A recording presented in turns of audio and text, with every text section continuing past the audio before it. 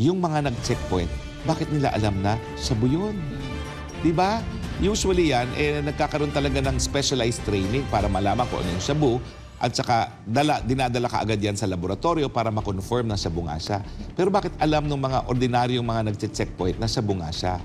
So ngayon, nagkakaduda ngayon ng taong bayan, totoo ba itong paghuhuli o ito ba ay stage? Pero attorney, anong pagtataka? Dahil matapos nga itong pahayag ni Congressman Alvarez, ay yung ilang mga kongresista na imbestigahan ang dating speaker. Ang bilis nilang imbestigahan itong si dating speaker. Pero yung issue about illegal na droga na kung saan ay nababanggit ang Pangulong Marcos, sabay walang pahayag. Well, nakapagtataka talaga yan kasi ang pag-iisip, estado ng pag-iisip ng isang Pangulo, ayan po ay vested with the national interest. Lalong-lalo na sa panahon na mukhang desididong presidente na pumasok sa isang gera na hindi naman natin mapapanalo. Yan ba'y resulta ng tamang pag-iisip o impluensya lamang na pinagbabawal na droga? Kaya nga po ang panawagan ng marami para mawala na po ang alinlangan ng taong bayan, para mapasinungalingan na ang mga sinasabi ni Maharlika at ang mga dokumento ni Maharlika, magpa-drug test na po, Mr. President. At speaking of illegal na droga, attorney, kahapon, kung hindi ako nagkakamali, pinangunahan ni Pangulong Bongbong Marcos at ni Secretary Abalos itong pag-inspeksyon nga dito sa 13.3 billion pesos na halaga ng mga illegal na droga na nakumpiska diyan sa Batangas. At sabi pa nga, binigyang diin ng Pangulo na iba yung approach ng administrasyon kumpara nung nagdaang administrasyon sa administrasyon niya, walang patayan, hindi ganoon katindi kumpara noong nagdaang administrasyon, attorney. Ano masasabi mo? Well, sana nga po totoo. Pero marami nagtatanong, paano kaya nangyari yun? No? Biggest drug haul, driver lang ang nagdadrive ng isang van na 14 billion pesos worth of shabu. So parang nakapagtataka naman na walang ibang hakbang ang ginawa yung mga nagtatransport ng ganitong karaming pinagbabawal ng shabu para protektahan, kumbaga, yung kanilang shipment. No? At tapos, tumigil pang voluntaryo sa isang checkpoint. Samantala, alam mo na may alitagtag. Ako'y bihasa rin dyan sa Batangas dahil ako'y madalas nagpupunta dyan. Maraming mga daanan dyan. Hindi naman kinakailangan dumaan sa isang lugar lamang. Na po pwede namang umiwas sa checkpoint dahil halatang-halata naman niya kung biggest drug haul, bakit ka magpapa-checkpoint, no? At saka, ito pa, yung mga nag-checkpoint, bakit nila alam na shabu yun? Di ba? Usually yan, nagkakaroon talaga ng specialized training para malaman kung ano yung shabu at saka dinadala ka agad yan sa laboratorio para makonfirm na shabu nga siya. Pero bakit alam ng mga ordinaryong mga nag-checkpoint na shabu nga siya? So ngayon, nagkakaduda ngayon ng taong bayan, totoo ba itong paghuhuli o ito ba ay stage? At isa na dun sa nagsasalita ngayon ay si Maharlika. Ako naman po ay wala akong impormante. So wala akong posisyon kung ito po talaga ay stage o hindi. I give them the presumption of regularity, baka nga totoong hula. Pero kung napanood niyo po yung sinabi ni Maharlika, yung sinabi niya, may kulay na raw, maitim na raw ang kulay nitong mga shabu na ito. Ibig sabihin, reject na. So, ang sinasabi ng impormante ni Maharlika, hindi po sa akin nanggaling to. Si Maharlika naman po nagsabi niya at meron daw siyang impormante. At kung hindi naman tayo maniniwala kay Maharlika, di mo tayong panoorin si Maharlika. Pero ako ngayon, pinapanood ko po siya dahil baka mayroong katotohanan ng sinasabi niya.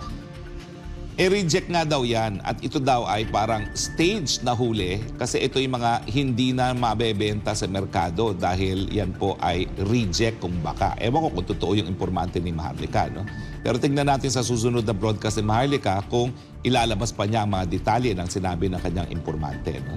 Siguro dapat matalakayan din natin si Maharlika tungkol dito. Pero ang katakataka dito, napakalaki nung halaga ng illegal na droga. Halos 2,000 kilo, halos 2 tonelada ang daladala ng isang driver lang sa isang van.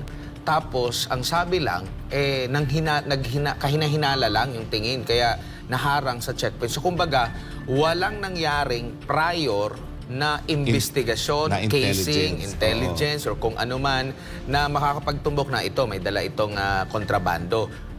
Swerte lang sila. Parang kagaya dun sa loan better sa PCSO attorney na naging Swerte rin. nagiging swerte. So, pumunta doon at ang katakataka lang, biglang nagbanggit agad si PBBM na hindi ito galing dito, galing to sa ibang bansa. Yet, ang sabi, naharang lang agad, paano agad nalaman na galing sa ibang bansa kung wala nga prior na mga investigation, yun lang yung reason, naharang lang bigla sa checkpoint. Isa pang tanong ko, kaya talaga ng vehicle na yan ang 2 tonelada cargo? Dahil napakabigat ng 2 toneladang cargo, ha? Hindi ko alam kung paano nakaya yan. No? So anyway, may mga tanong lang naman kasi parang napakaswerte talaga ng administrasyon ng PBBM na no intel work, no nothing, bigla lang naharang sa isang checkpoint, no, na pwede namang naiwasan, no? At kung bakit nag-iisa lang yung taong yun. Pero ewan ko, tingnan natin dahil sa susunod na panahon, isisiwalat ng investigador kung sino yung nagda-drive. Ang balita ko, dating sundalo daw itong nagda-drive, no? Dating US Army, dating sabi, US kumakal- Army pa, no? Na nagda-drive, no? Yun Yan, ang katanungan kumakalat, natin. no? At hindi natin alam kung ano nga ang relasyon niya dito, no? At saka bakit naman, napakadami nga, parang wala lang, parang ordinaryo lang na pang-araw-araw na delivery, no? Na hindi ata tugma sa human experience. Kasi kung ganyang kalaking kontrabando yan, gagawa ka ng hakbang, no, para maiwasan ang paghuli. Unang-una, hindi ganyan kadami ang lalagay mo doon. No? Unti-untiin po para maitatago siguro sa ilalim ng upuan. No? Pero bakit naman isang buong van ang kanyang ginamit na nag-iisa lang Tsaka siya? walang ibang bantay. Wala nga bantay, kaya nga nakapagtataka eh. Well, anyway, tingnan natin dahil nag-iimbestiga pa naman ang mga otoridad at saka si Presidente rin na nagsabi, wag yung tatanungin siya ng operational details Yun nga, dahil bawal yan. No? Wow, for the first time, ang Presidente Talagang, ang Director. nag-moderate ng isang press briefing. No? Oo. Tuwan-tuwa naman siya kasi talaga namang kikilalanan niya ito na accomplishment ng kanyang administrasyon. Baka naman totoo. No? So tingnan naman natin, let's give them the benefit of the doubt. Let's give them the presumption of regularity. Pero nakapagtataka talaga. Isa pa, attorney, yung napansin ng ating mga kababayan dahil syempre kapag may mga ganitong mga activity, bibihira lamang makikita natin ng Pangulo na personally pumupunta talaga doon. Lalo na kapag may mga hindi natin nakikita yan yung mga sundalo na mga nasusugatan. Hindi ko alam, correct me if I'm wrong, hindi ko nakikita si Pangulong Bongbong Marcos.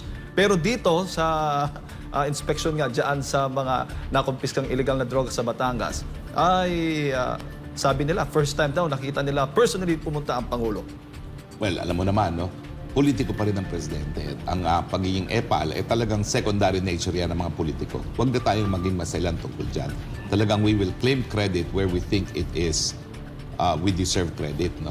So, kung totoo naman po na honest to goodness to, kung totoo po na ito ay produkto na po pwedeng maibenta pa sa merkado, we will give him credit. Pero kung totoo naman po na ito ay stage, naku, puputok po ito na talagang desperado para tumaas ang approval at ang trust rating ng ating Pangulo. Abangan po natin ang susunod na kabanata dahil malalaman po natin ang katotohanan. Umaasa maraming Pilipino, attorney, na sana all, bloodless yung kanyang war on drugs, ang approach niya dito sa pagtugon sa mga illegal na droga, paglaban, pagkontra dito sa illegal na droga, na patuloy niyang dinidiin na ganito yung approach niya, iba sa nagdaang administrasyon. Pero ang karanasan kasi hindi lang sa Pilipinas kundi sa buong mundo, hindi po mapayapa ang mga drug lords. In fact, meron silang sariling mga sandata, meron silang sariling mga tao na tumitindig na taga-protekta ng kanilang mga interest. At sa maraming bansa ng Latin America, nagkakaroon na po ng narco states na pati ang gobyerno na iimpluwensyahan na ng mga drug lords. At yan naman ang dahilan kung bakit talagang ang Presidente Duterte dati-rate ay binigyan ng number 1 na priority yung pagsugpo sa droga dahil sang-ayon kay dating Presidente Duterte, nandun na tayo magsisimula na, nandyan na yung kumbaga binhi ng narco state na simulan ng naitanim ng Pilipinas ay magiging susunod na narco state. Marami nga nag-aabang. Inaabangan ko rin kahapon yung naging media interview ni Pangulong Bongbong Marcos kung itatanong sa Pangulo kung willing na ba siya na magpa-drug test, yung credible drug test, attorney, na mula sa buhok. Sabi Oo, kasi habang may duda na gumagamit siya ng pinagbabawal na droga, at ito na may nanggaling na rin sa isang dating presidente na meron din access to intelligence information, no? At meron nga mga dokumento na parang nagpapatotoo ng mga paratang, no? Ng paratang matawagin nating maharlika, dapat naman, linawin niya yung issue. Kasi habang gusto niyang makilala na pinakamalaking huli ng droga, parang may conflict of interest kung siya mismo ay gumagamit ng droga. So dapat linawin niya na wala siyang conflict of interest dyan. Kasi kapag hindi malinaw, complicated, attorney. It's complicated. The president is complicated, di ba? Oo.